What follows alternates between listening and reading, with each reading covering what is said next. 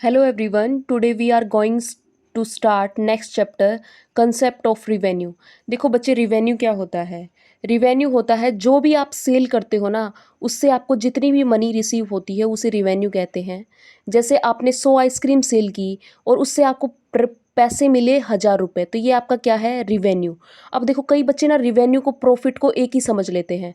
भाई, आइसक्रीम बनाने में कुछ आपका पैसा लगा होगा ना, कॉस्ट लगी होगी, तो और रिवेन्यू में प्रॉफिट और कॉस्ट दोनों इंक्लूड होती हैं, और जो प्रॉफिट होता है उसमें सिर्फ आपकी बचत होती है। ठीक है, तो रिवेन्यू का अमाउंट हमेशा ज़्यादा होता है और प्रॉफिट का क्या होता है? कम होता है। ठीक है, अब जो 1000 रुपये मिले हैं इसमें सिर्फ आपने 100-200 कुछ ऐसा ही कमाया होगा। ठीक है, तो 100-200 आपके प्रॉफिट हैं और 1000 आपका क्या है? रिवेन्यू है।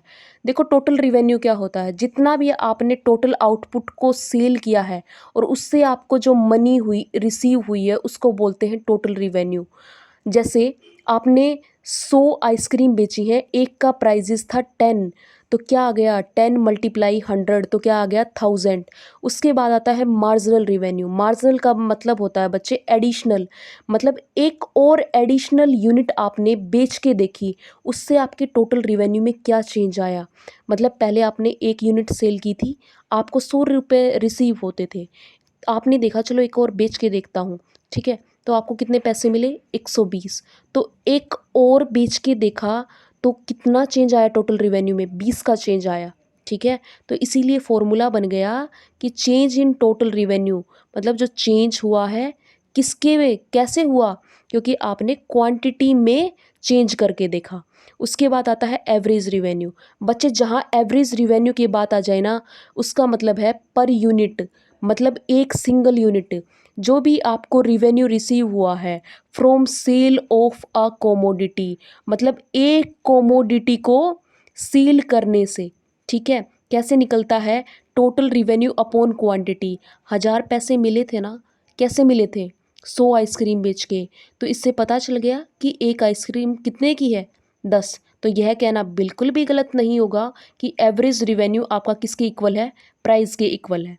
ठीक है, अब देखो एवरेज रिवेन्यू कैसे निकलता है? T are upon quantity. ठीक है, और टी आर मैंने बच्चे कैसे बताया कि प्राइस मल्टीप्लाई क्वांटिटी, तो यह लिखना बिल्कुल गलत नहीं होगा। अब देखो, क्वांटिटी से क्वांटिटी कट गई, तो इसीलिए कहा गया है कि एवरेज रिवेन्यू हमेशा किसके इक्वल होता है? प्राइस के इक्वल होता है। क्लियर? ठीक है, अब उसके बाद हमारी दो सिचुएशन आती हैं। पहली सिचुएशन है जब आपके प्राइजेस कांस्टेंट होते हैं, और दूसरी सिचुएशन प्राइजेस जब कांस्टेंट नहीं होते हैं, प्राइजेस में कोई ना कोई चेंज होता रहेगा। ठीक है, अब प्राइजेस कांस्टेंट मतलब बिल्कुल चेंज नहीं है, ऐसा कहाँ होता है भाई? परफेक्ट कंपटीशन मार्केट में। परफेक्ट कंपटीशन मार्केट समझ लो पहले तो क्या होती है। परफेक्ट कंपटीशन मार्केट बच्चे वो होती है जहाँ आपके बेचने वाले भी बहुत ज़्यादा हैं और ख़रीदने वाले भी बहुत ज़्यादा हैं, और होमोजीनियस प्रोडक्ट सेलर सेल करते हैं। ये होमोजीनियस प्रोडक्ट क्या होता है? होमोजीनियस का मतलब होता है कि एक जैसा प्रोडक्ट। अगर मार्केट में 10 फर्म हैं, 10 फर्म एक जैसा ही प्रोडक्ट सेल करेंगी। कोलगेट बेच रही हैं तो कोलगेट ही बेचेंगी, एक ही कलर होगा, एक ही साइज़ होगा, एक ही क्वांटिटी होगी, एक ही क्वालिटी होगी। तो एक बात बताओ मुझे, अगर 10 फर्म में से एक फर्म ने अपने प्राइजेस बढ़ा दिए, तो बायर कोई इतने पागल थोड़ी हैं जो दूसरी फर्म है उस पर शिफ्ट हो जाएंगे, क्योंकि क्वालिटी सबकी एक ही तो है, साइज़ एक ही तो है, कलर एक ही तो है। तो इसीलिए कोई भी फर्म अपना प्राइजेस बढ़ाती नहीं है, इसीलिए बोला है प्राइजेस आपके क्या है? कांस्टेंट है। जब देखो आपने क्वांटिटी सेल की एक, तो आपका टोटल रिवेन्यू कितना आया? 5। जब आपने दो सेल की क्वांटिटी, तो आपका आया 10। ठीक है, 3 बेची तो 15, और 4 बेची तो 20 आपका। अब मुझे बताओ, एम आर हमने क्या कहा था? एम आर कैसे निकलता है हमारा? T R upon quantity. ठीक है, आ गई बात समझ में? अब देखो, अब 10 में से ये एक और फॉर्मूला है, T R N minus T R N minus 1, मतलब नीचे वाले से ऊपर वाला लेस कर दो। तो पहले 5 का 5 आ गया, 10 में से 5 गए 5, 15 में से 10 गए 5, और 20 में से 15 गए 5। ठीक है, अब ए आर कैसे आता है? ए आर आता है हमारा टी आर अपॉन क्वांटिटी, मतलब 5 अपॉन 1 5, 10/2 5, 15/3 5, 20/4 5। ठीक है, तो अब हम इसका डायग्राम देखते हैं कैसे होगा। क्वांटिटी इधर ले ली, इधर ए आर और एम आर। ठीक है, तो देखो अब कितना है ज़रा बताइएगा मुझे। ए आर कितना है 5 5 5, एम आर कितना है 5 5 5। और कितना भी चाहे आउटपुट आप बेच के देख लो, आपका जो ए आर है और एम आर है वो क्या रहेगा, सेम ही रहेगा, प्राइजेस सेम ही है। और इसका रीज़न पता होना चाहिए, क्यों? परफेक्ट कंपटीशन मार्केट में सब फर्म के पास एक जैसा सामान है। ठीक है, उसके बाद कैसा है, क्वांटिटी और टी आर। क्या है ये, टी आर। अब देखो, जब आपने एक बेची तो आपका क्या था, रिवेन्यू 5 था, 2 बेच के देखी तो 10 था, और 3 बेच के देखी तो 15 था, और 4 बेच के देखी तो 20 था। तो इसीलिए क्या है, ये स्ट्रेट लाइन है। ठीक है, और पॉजिटिव रिलेशन है, जितनी ज़्यादा क्वांटिटी बेचते जाओगे उतना ज़्यादा आपका टोटल रिवेन्यू बढ़ता जाएगा। और स्ट्रेट लाइन क्यों है ये भी आपको पता होना चाहिए, क्योंकि टी आर जो है वो कॉन्स्टेंट रेट से बढ़ रहा है। ठीक है, क्योंकि प्राइजेस में हमारे क्या है, कांस्टेंट है, क्योंकि बढ़ा नहीं सकते भाई, नहीं बढ़ा सकते, नहीं एक जैसे प्राइजेस रखेंगे हम। क्लियर है यहाँ तक? दूसरी सिचुएशन क्या है आपकी, जब प्राइजेस आपके कांस्टेंट नहीं होते। और प्राइजेस कांस्टेंट कहाँ नहीं होते, आपके मोनोपोली और मोनोपोलिस्टिक मार्केट में नहीं होते। बच्चे, मोनोपोली क्या होती है? मोनोपोली होती है जहाँ पे आपका एक एकाधिकार होता है, एक ही पर्सन का अधिकार होता है। मतलब सेलर आपका एक है और बायर क्या है, आपके ज़्यादा है। अब सेलर चाहे भले ही एक हो, पर अगर वो ज़्यादा क्वांटिटी बेचना चाहता है तो हमने हमेशा पढ़ा है इकोनॉमिक्स में, हमें प्राइजेस को कम करना पड़ेगा। तो ऐसा ही मोनोपोलिस्टिक मार्केट में अगर आप ज़्यादा बेचना चाहते हो तो क्या करना पड़ेगा आपको, प्राइजेस को कम करना पड़ेगा। इसी को बोलते हैं मोनोपोली, और मोनोपोलिस्टिक को हम इम्परफेक्ट कंपटीशन मार्केट भी बोल सकते हैं। क्लियर? उसके बाद क्वांटिटी जब आपने एक बेच के देखी तो आपका टोटल रिवेन्यू क्या था, 10 था। अब देखो, ज़्यादा बेचोगे तो मैंने क्या कहा था पहले, आपको क्या करना पड़ेगा, आपको क्या करना पड़ेगा, प्राइजेस को कम रखना पड़ेगा। ठीक है, तो आपने प्राइजेस को क्या कर दिया, 9 कर दिया। जब आपने और ज़्यादा बेच के देखा तो आपने क्या कर दिया, 8 कर दिया। जब और ज़्यादा बेच के देखा तो 7 कर दिया। 5 बेचना चाहते तो आपने क्या कर दिया, एवरेज रिवेन्यू को 6 कर दिया। तो ऐसे आपका क्या आ गया, क्या बोलते हैं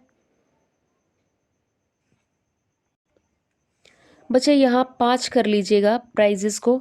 ठीक है, क्योंकि देखो कैसे निकलता है, T R A R equal to quantity, A R multiply quantity. 10 multiply 1 10, 9 multiply by 2 18। ठीक है, 8 मल्टीप्लाई 3 तो क्या आ गया, 24। तो ऐसे ही हमारा 5 मल्टीप्लाई क्या आ जाएगा, हमारा यहाँ पे 5 आ जाएगा।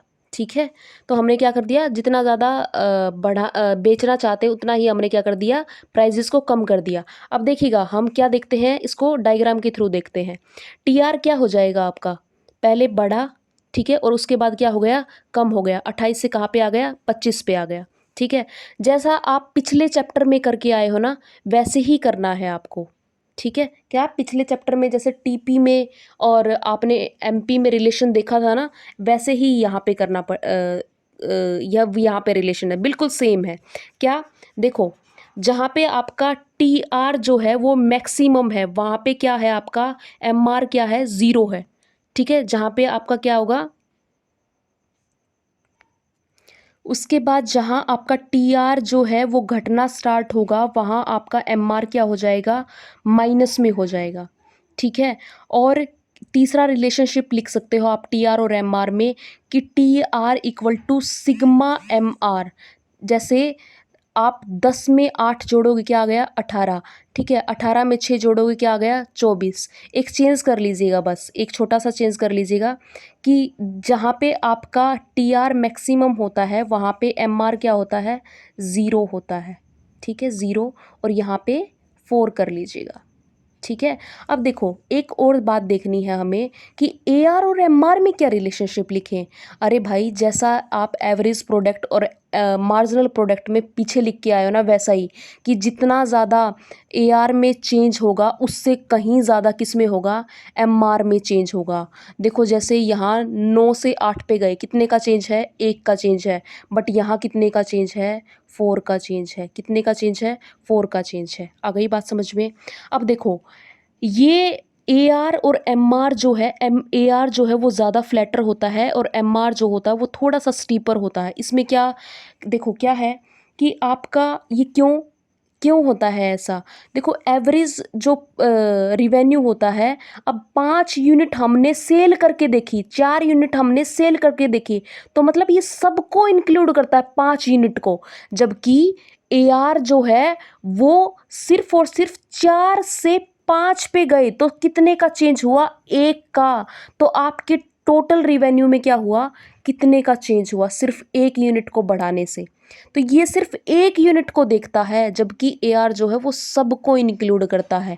इसीलिए ए आर का जो एरिया है वो ज़्यादा है और आपका एम आर का जो एरिया है वो क्या है, कम है।